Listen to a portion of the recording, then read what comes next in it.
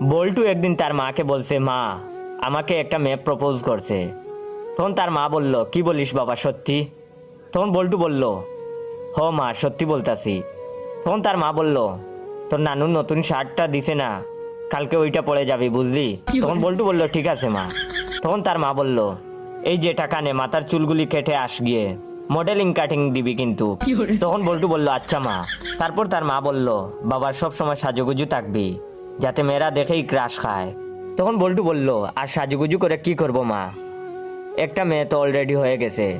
তখন তার মা বলল, আরে বুকা, একটা দিয়ে হবে নাকি, কমপক্ষে 10-12টা করতে হবে। তখন বল্টু বলল, আচ্ছা ঠিক আছে মা। তারপরে তার মা বলল, মেয়েদের সাথে কিপটামি করবি না একদম, ডয়ারে 2000 টাকা আছে, নিয়ে যা, মেয়েটা যা খাইতে চাইবে তাই খাওয়াবি, আরো যত বেশি মাইয়া পটাতে পারবি তত বেশি টাকা পাবি। তখন বল্টু বলল, তাই নাকি মা?